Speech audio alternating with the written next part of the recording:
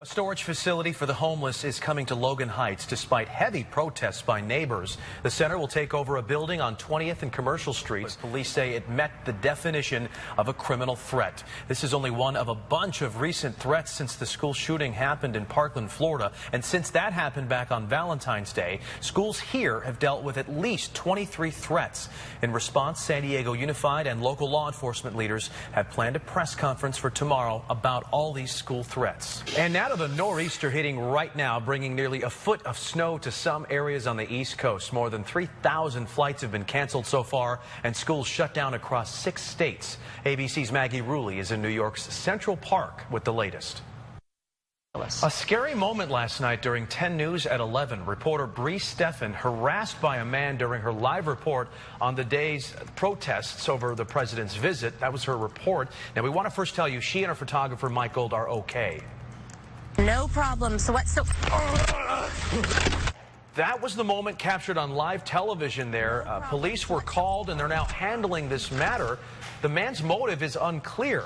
We don't know what he was trying to do, but it was apparently unrelated to the story that Bree and Mike were covering last night. So we just want to thank everybody who called, emailed, and tagged us on social media just to check on our crew, make sure they're okay. They are fine, but certainly shaken up after that. Yeah, and your well wishes and kind thoughts certainly help them. New information this morning, Elon Musk announcing the Big Falcon rocket should be able to do short flights sometime next year. And this is an ambitious timeline for SpaceX's interplanetary rocket. This rocket is designed to fly to Mars, but Musk says it could take people from New York to Shanghai in 30 minutes. Musk says he wants people to support and encourage him as his company heads toward this first milestone, and he thinks if this is successful, other companies and countries will reach for the stars and follow suit. Well, happening today, Toys R Us beginning its liquidation sales, which could mean big discounts for families in San Diego. The iconic toy giant says it'll shut down or sell all of its U.S. stores. So let's get to 10 News reporter Amanda Brandeis live in National City. Yes, Amanda, there are going to be deals, but also an end of an era for this United States company.